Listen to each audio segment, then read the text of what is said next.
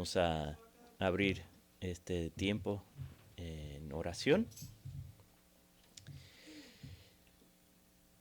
Señor, te damos gracias por este día, gracias por darnos un día de cada semana para descansar de nuestras labores, para poder dedicarlo a adorarte, alabarte, escuchar tu palabra, ser edificados por ella a través de tu Espíritu. Guíanos ahora en este tiempo para que podamos entender lo que tu palabra dice sobre tu providencia. Pedimos todas estas cosas en el nombre de Cristo. Amén. Entonces, ya estamos estudiando el capítulo 5 de la Confesión de Fe, que habla de la providencia de Dios. Y la semana pasada terminamos de mirar el párrafo 1. Hoy creo que vamos a cubrir los párrafos 2 y 3. Actualmente realmente no quiero meterme en el párrafo 4 hoy porque estaríamos corto de tiempo. Creo que ese es uno que se debe tocar o empezar al principio de una clase, no al final.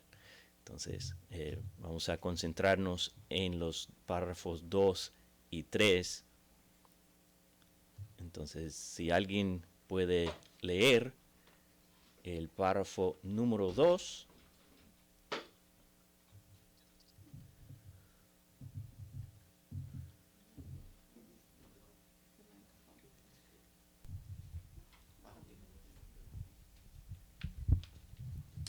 Bueno, el párrafo número 2 dice, aunque en relación con la presencia y el decreto de Dios, la causa primera, todas las cosas suceden inmutable e infaliblemente, de modo que nada ocurre a nadie por azar o sin su providencia. Sin embargo, por la misma providencia las ordena de manera que ocurran según la naturaleza de las causas secundarias, ya sea necesaria, libre o contingentemente. Entonces, ahora vamos a decir eso ahora en español. Bueno, la primera parte básicamente dice que Dios es el que ordena todo. Entonces vamos a leer algunos textos para comprobar eso. Hechos 2:23, Proverbios 16:33.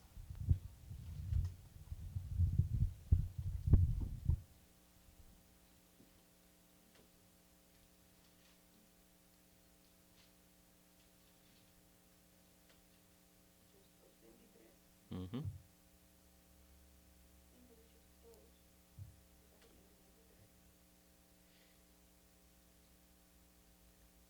Hechos 2:23.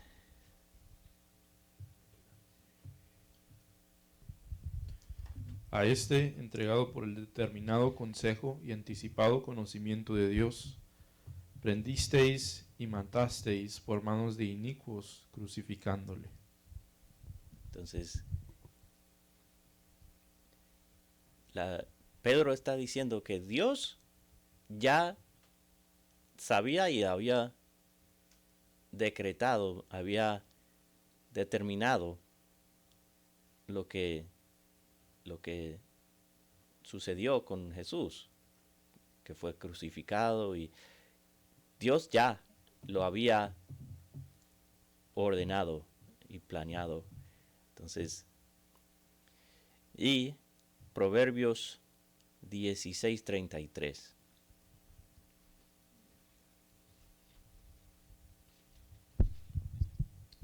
La suerte se echa en el regazo, mas del Señor viene toda decisión.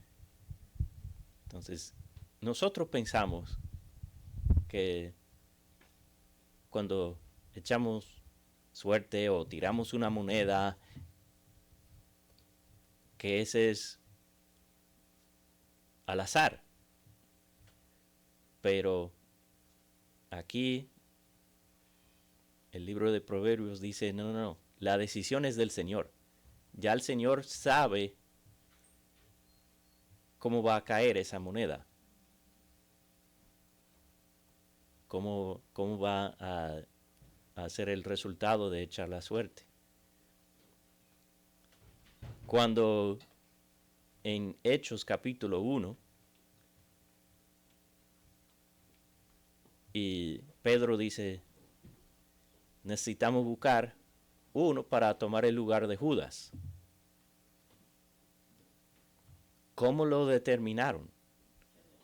Echando suerte. Habían, básicamente, dijeron, ok, estas son las reglas de cómo vamos a hacer la selección. Imagino que habían más candidatos, pero al final llegaron a 2. Y para saber quién era el que el Señor quería, ellos entendieron este principio y echaron suerte entre los 2 y así fue que ellos supieron quién era el que debe ocupar el lugar de Judas. Entonces, cada vez que enfrentamos una decisión, es el Señor ya sabe y ya lo ha determinado de antemano lo que va a suceder. Y si nos quedamos en ese punto, alguien puede pensar, bueno, entonces ya somos robots, que Dios nos controla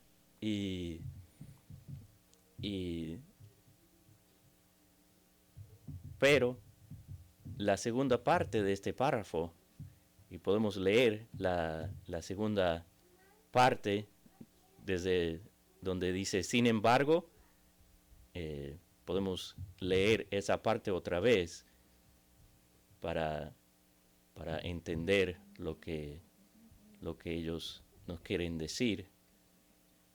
Y luego vamos a mirar algunos textos para verificar si eso realmente es lo que la Biblia enseña.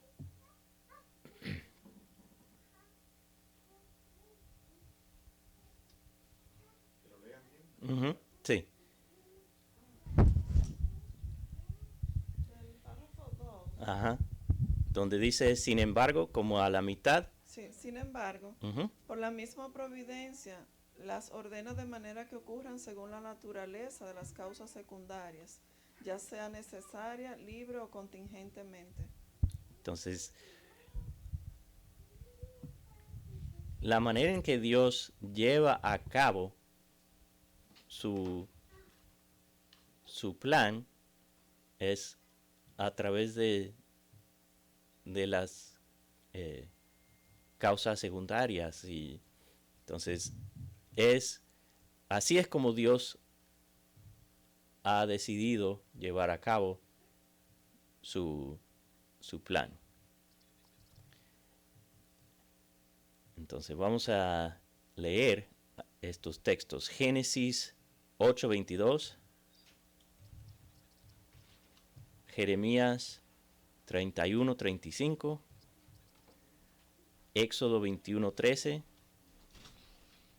Vamos a empezar con esos 3.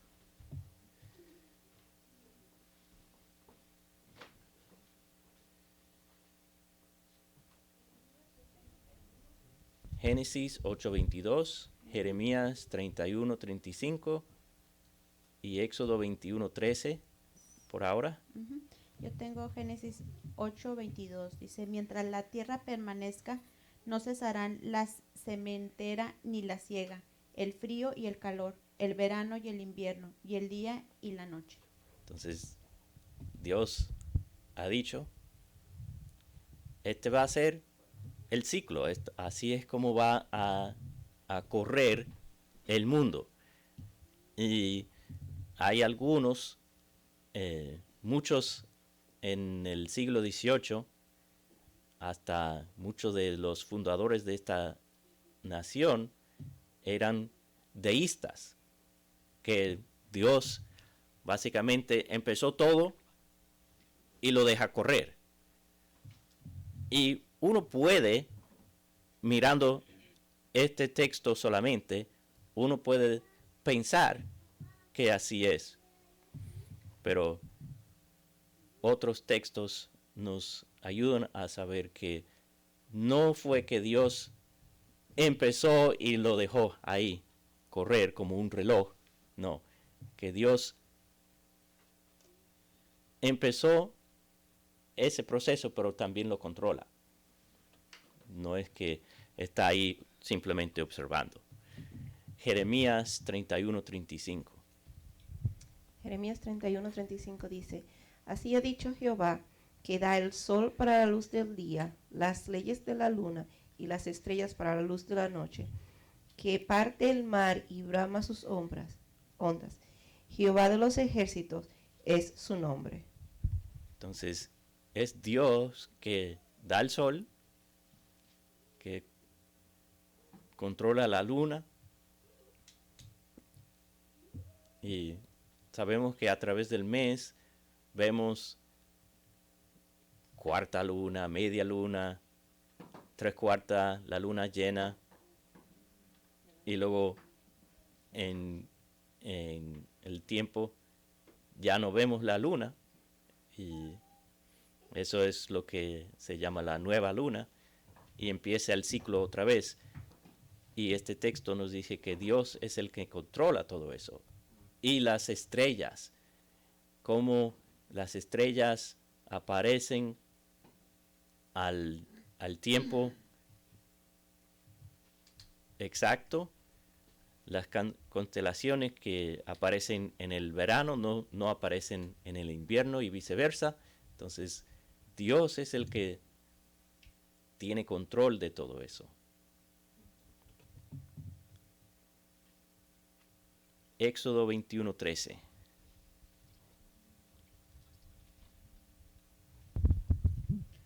Éxodo 21:13. Pero si no estaba al acecho, sino que Dios permitió que cayera en sus manos, entonces yo te señalaré un lugar donde pueda refugiarse. Entonces, fue Dios que estaba controlando y Dios guiando en esa situación.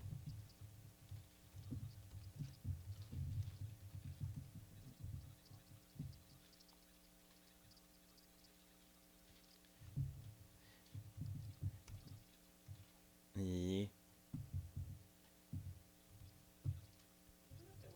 ujú.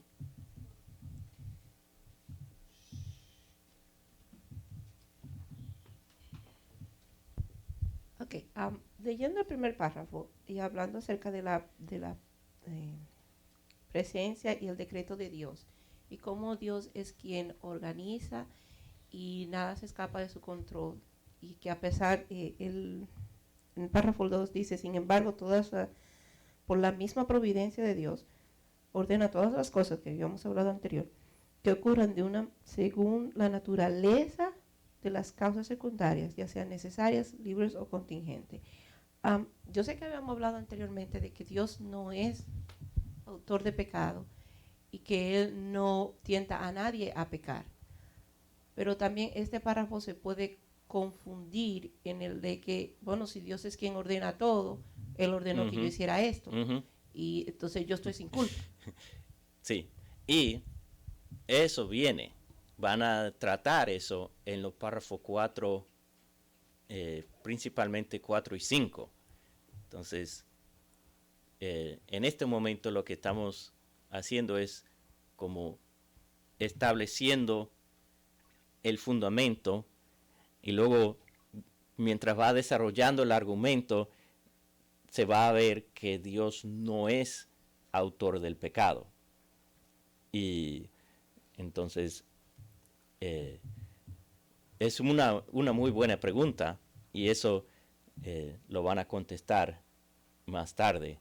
Entonces tenemos que, ya que no vamos a llegar a ese punto, tenemos que decir que lo que has dicho es verdad, que Dios no es el autor del pecado ni tiente a nadie a pecar. Los pecados son responsabilidad de la persona. Pero en este párrafo lo que están tratando es lo más básico y luego van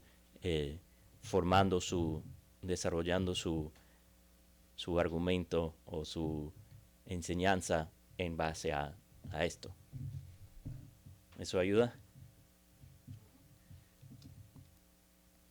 Y por eso no quería, yo dije que el párrafo 4 sería mejor tratarlo desde un principio de una clase, porque de eso es lo que se trata. Entonces, buena pregunta y vamos a llegar ahí, más probable la semana que viene. ¿Alguna otra pregunta o algún otro comentario? Sí, yo creo que puede dar. Yo creo que la palabra clave también es importante definir lo que es contingente. Por ejemplo, hay leyes que Dios determinó. Si tú mezclas dinamita con fuego, eso va a explotar. ¿Qué mueve a la persona a mezclarla? Es otra historia. Uh-huh. Pero es como Dios es soberano y permite que uno en su responsabilidad, o libre o limitada, como fuera, uno haga cosas. Entonces Dios deja que eso pase, pero Él sigue siendo soberano. Uh-huh. Y Él, en su presciencia, su previo conocimiento, Él ya sabe lo que va a ocurrir y no es simplemente que Él sabe, Él lo ha ordenado, lo ha determinado. Y una contingencia es, ok, si ocurre esto y esto, entonces esto va a ser el resultado. Pero si ocurre esto, pero la otra parte no ocurre, entonces el resultado es diferente. Entonces es como 2 más 2 son 4, pero 2 más 1 solo son 3, entonces es el resultado depende de lo que ocurre anteriormente. Pero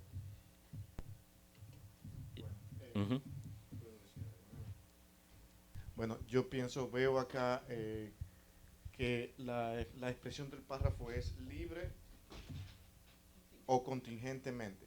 Prácticamente es lo mismo. Está libre, porque contingencia es algo que puede ocurrir o no puede ocurrir. Y el resultado será el mismo. Todo Dios ya lo sabe. Eso puede ser libre o algo que puede ocurrir por sí mismo o no pueda ocurrir. ¿Quién controla todo eso? Sigue siendo Dios. La palabra clave en todo esto es la que tú acabas de pronunciar, y es la presciencia de Dios. Dios, aún lo que ha de acontecer, Él sabía que iba a suceder. Lo conocía y lo determinó para que funcionara en su género, que funcionara en su naturaleza, que el ser humano funcionara tal y como es. ¿Cómo va a funcionar el hombre que está en pecado? En pecado.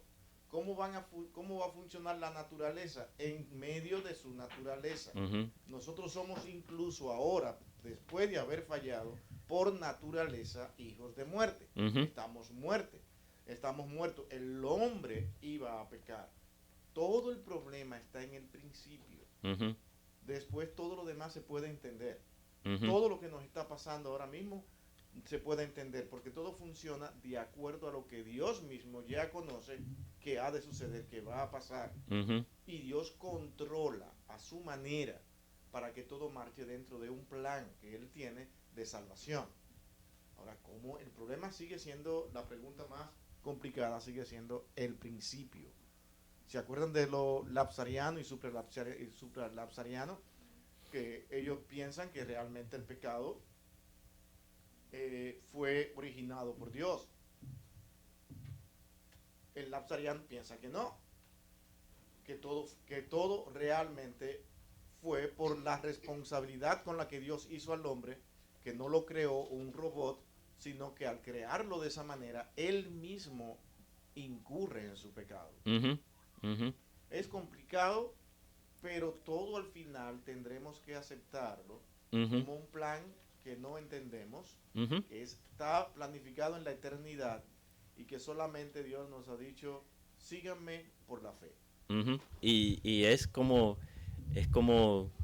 dijimos cuando hablamos de la Trinidad, podemos entender hasta un punto y más allá tenemos que ejercer fe.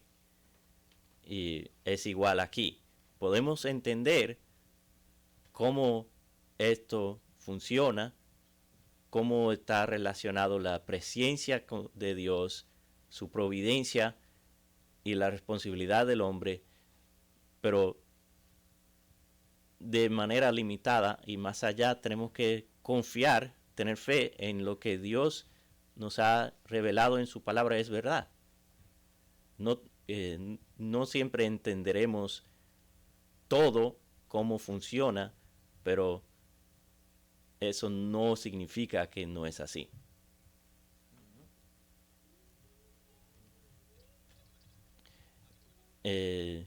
Vamos a leer algunos textos más. Isaías 10, 6 al 7.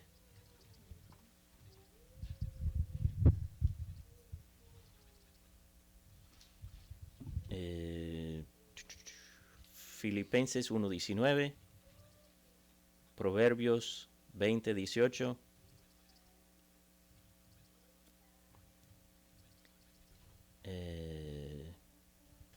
Primera de Reyes 22, del 28 al 34, y Ruth 2:3. Isaías 10, 6 al 7. Dice, aunque él no lo pensará así, ni su corazón lo imaginará de esta manera, sino que su pensamiento será desarraigar y cortar naciones no pocas. Oh, sí. Perdón, el 6, no lo leí el 6. Ajá, Le es mandaré el 7. le mandaré contra una nación pérfida y sobre el pueblo de mi ira le enviaré, para que quite despojos y arrebate presa, y lo ponga para ser hollado como lobo de las calles. Entonces, Dios a través del profeta Isaías está hablando de el rey de Asiria. Sí, creo que está hablando de Asiria en este texto, pero también se dice lo mismo de Babilonia más adelante en Jeremías. Entonces, esos reyes que venían conquistando y todo eso, ellos no decían, bueno, Dios quiere que yo haga esto. No. Ellos, eso fue lejos de su mente. Ellos lo hacían por su orgullo y ellos, entonces, pero Dios nos está diciendo aquí que ellos están haciendo eso porque así fue que Dios determinó que pasara.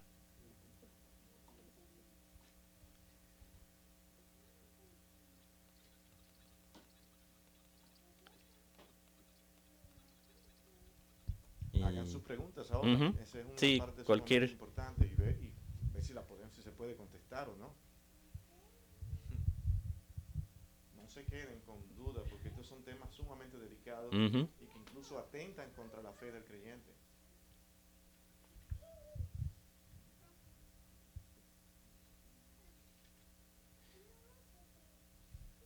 Vamos a leer Filipenses 1:19.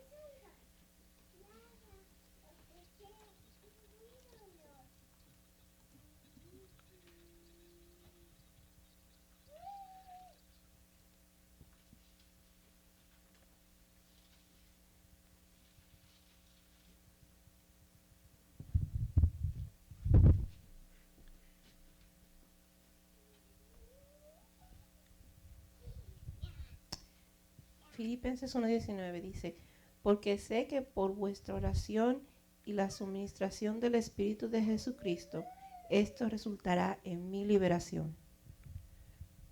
Entonces, ¿a qué Pablo está atribuyendo cuál?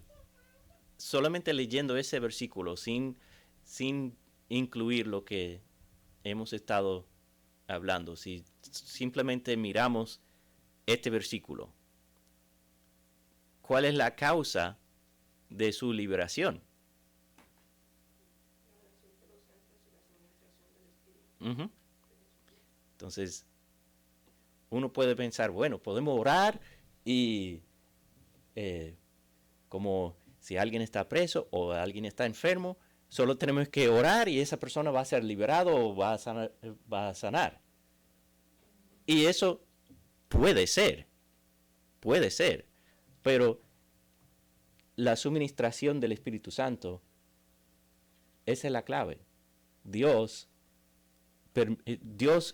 utiliza las oraciones de ellos para lograr, para llevar a cabo el resultado de la liberación de Pablo.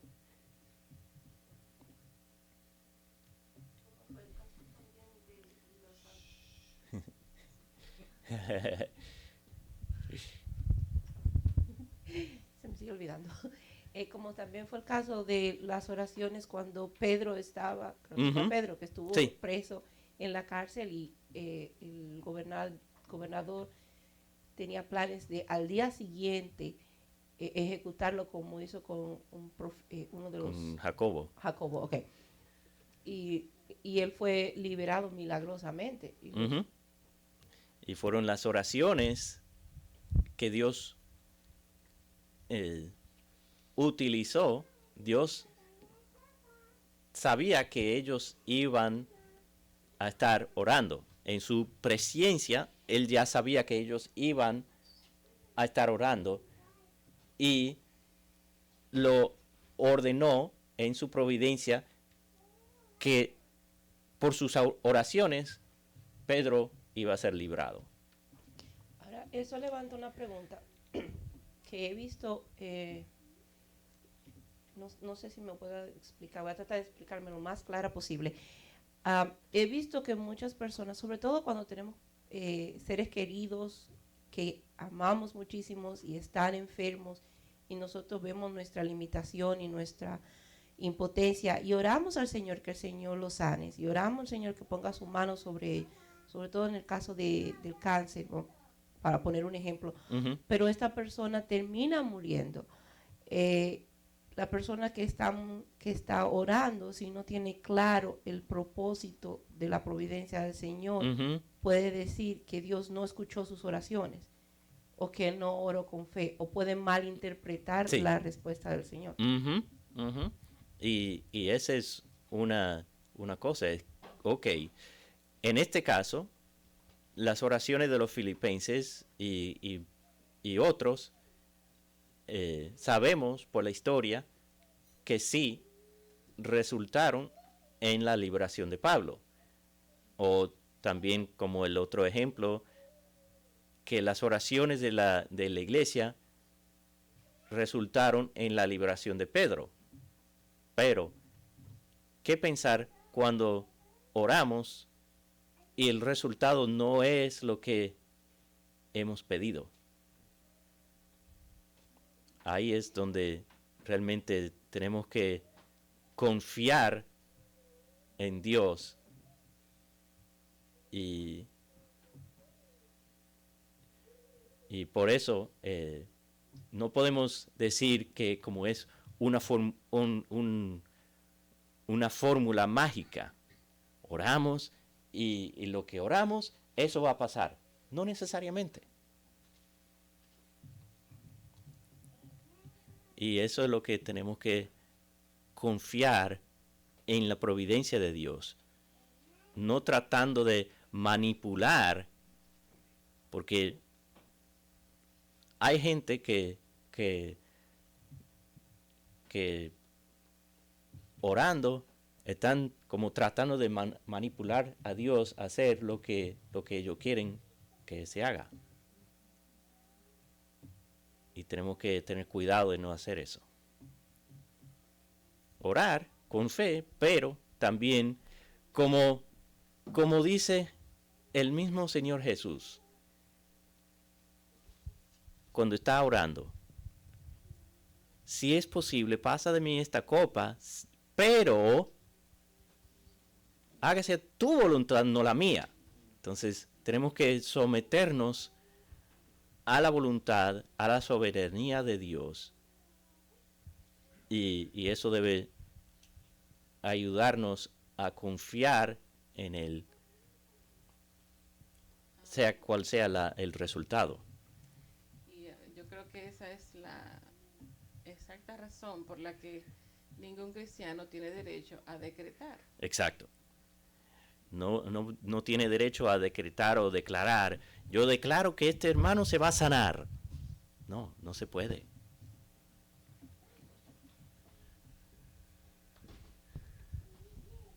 También, hermano, una de las cosas en la que yo creo que hay mucha confusión es en confundir los milagros con lo que es la providencia. Sí, sí. Y sabemos del movimiento que existe dentro de los evangélicos. Y pues uno debe de tener cuidado con aferrarse a un movimiento de esa manera. No quiero decir que no sean hermanos en la fe, pero sí juzgar todo de acuerdo a las escrituras. Y sí tener en claro lo que es la providencia de Dios, para no caer en mencionar algo que es incorrectamente teológico. O más bien teológicamente incorrecto. Sí. Y eso también se va a hablar de los milagros y Dios obrando por encima de la naturaleza o en contra de la naturaleza. Eso se va a tratar más adelante en el capítulo. Entonces, pero es bueno tener eso en mente mientras vayamos leyendo y estudiando a través de este capítulo.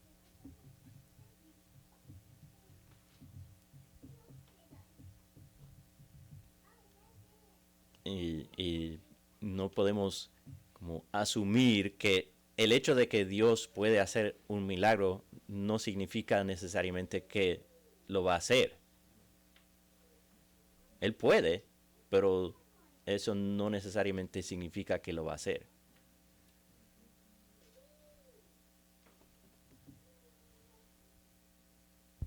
Ya que se toque ese tema, tenemos nosotros que realmente tener una convicción de si los milagros existen o no.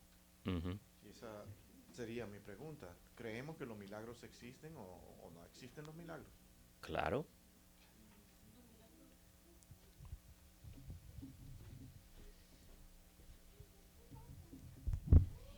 Si entiendo bien, los milagros fueron siempre hechos o manifestados en el Antiguo y Nuevo Testamento para no exaltar al hombre, sino exaltar el poder y la soberanía de Dios. El milagro de Pedro, haber escapado de la cárcel, pasar por el frente de los carceleros y nadie darse cuenta, Dios lo hizo con un propósito, para que él pudiera seguir expandiendo el evangelio. Cuando el Señor paró el tiempo o hizo que el sol se retrocediera en el Antiguo Testamento, también lo hizo con un propósito, para él manifestar su poder aún sobre la ley de la naturaleza. Entonces, si Dios existe y Dios es real, lo cual creo yo que todo creyente estamos de acuerdo en eso, entonces los milagros también lo son, porque son parte de su poder, digo yo, no sé. Si puedo decir algo, ¿no? En ese mismo orden, creo que hablaba esta mañana con Valentina y estaba comentando sobre el peligro de nosotros tener la costumbre desde niños de que nos han enseñado a ver al hombre más que a Dios. Moisés, cuando le enseñan a los niños en la escuela dominical, el héroe es Moisés, no Dios. El héroe es Elías, no Dios. Entonces nosotros corremos a través del tiempo con ese criterio de que hay que ensalzar al hombre, cuando todo el tiempo la Escritura está diciendo lo que Heidi acaba de decir. Dios es el Señor de los milagros y Él hace los milagros cuando Él quiera y utiliza a quien Él quiera y contesta una petición milagrosa cuando Él quiera. No siempre van a ocurrir como yo quiera porque tenga mucha fe, porque eso puede descalificar a una persona que en verdad ame al Señor y que confíe plenamente en el Señor y que pida por algún beneficio milagroso y no ocurra.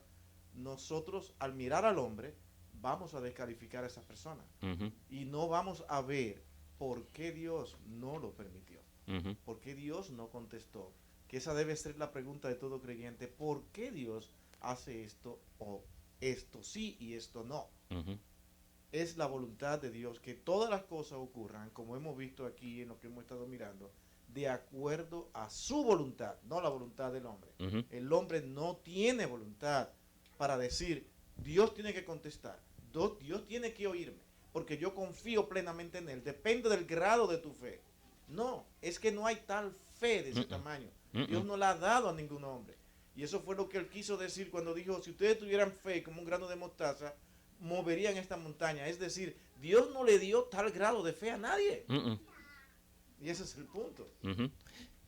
Y actualmente este tema de los milagros se trata en el párrafo 3. Entonces podemos leer ese párrafo y algunos de los textos para comprobar lo que hemos estado diciendo. Hermano, también lo que pasa muchas veces es que queremos medir la fe de acuerdo a lo que pedimos. Quiero decirlo más explicado. Muchas veces nosotros queremos orar y orar, decimos que tenemos mucha fe, pero es porque no queremos vivir el sufrimiento y no queremos vivir el dolor. Y no ponemos en vista, no estamos viendo lo que Dios quiere hacer en su plan perfecto. Nosotros queremos que en el momento Él nos escuche, Él nos conteste y seguir adelante. Y Dios permite que nosotros vayamos muchas veces por el dolor y por una prueba difícil durante mucho tiempo.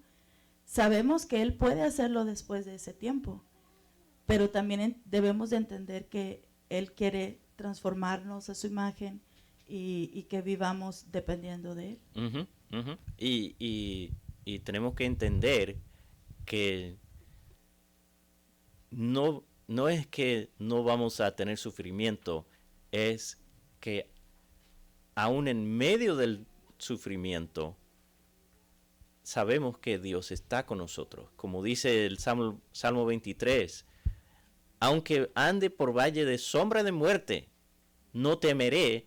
¿Por qué? Porque Dios está conmigo.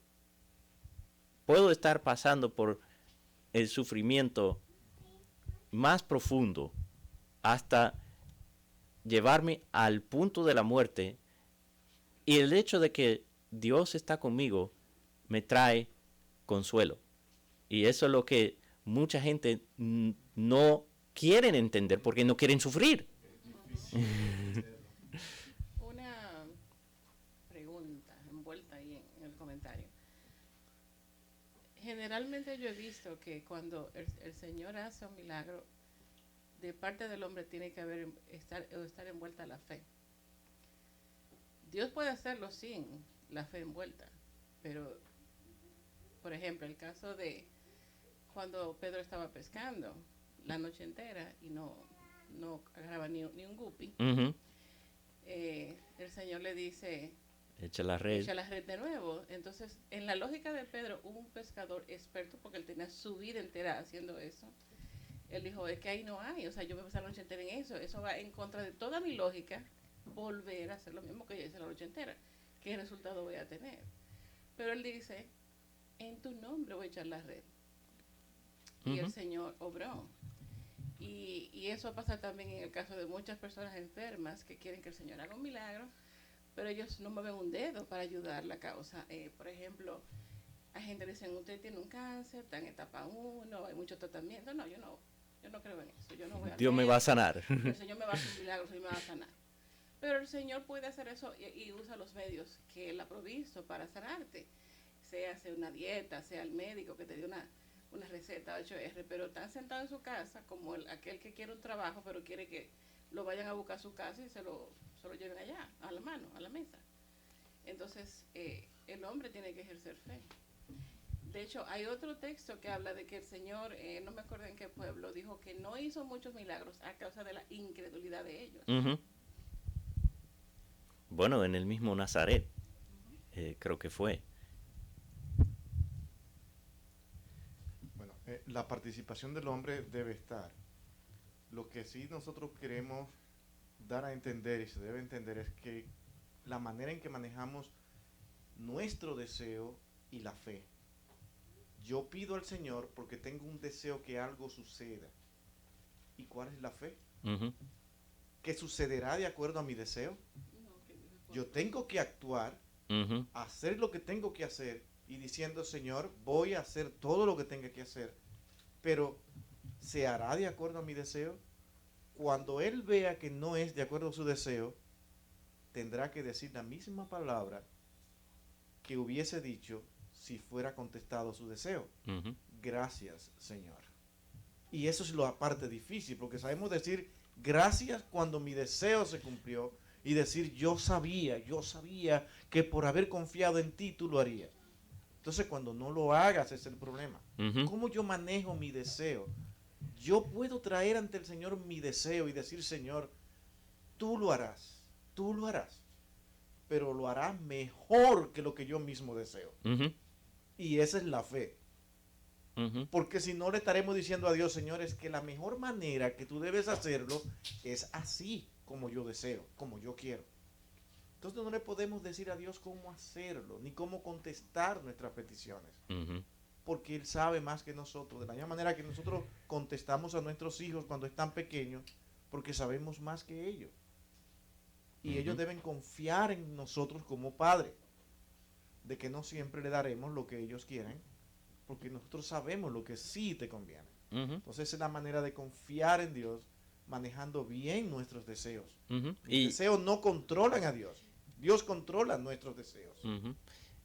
Y todos podemos testificar que en algún momento en nuestras vidas hemos deseado algo, hemos orado, hemos pedido a Dios y Dios no nos da lo que deseamos, sino lo que necesitamos, y después nos damos cuenta que lo que deseábamos no era lo correcto. Todos podemos testificar de eso porque eso nos pasa constantemente. Entonces, es ejercer fe en Dios y no concentrarnos tanto en nuestros deseos. Y como decíamos, por ejemplo, si nos dan un diagnóstico de cáncer, no decir, bueno, yo deseo que Dios me sane, pero yo no voy a hacer nada para que eso pueda pasar. Porque, como hemos visto, Dios usa medios. Dios utiliza los medios para llevar a cabo su plan. Y la hora se nos ha escapado.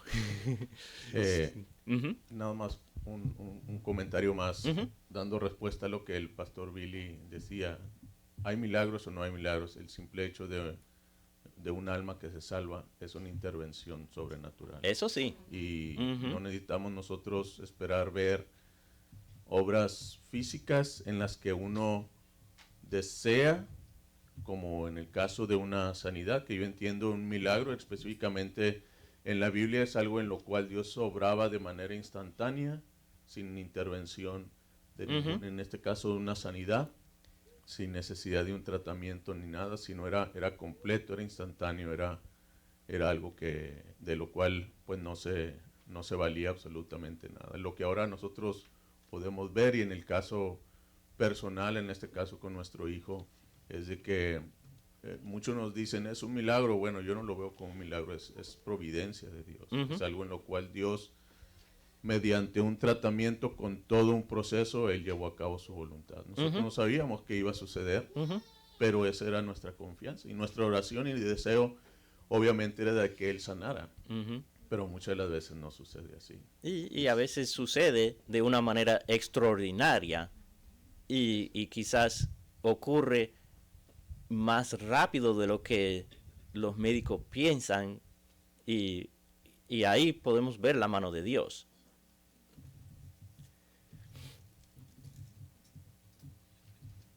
Entonces vamos a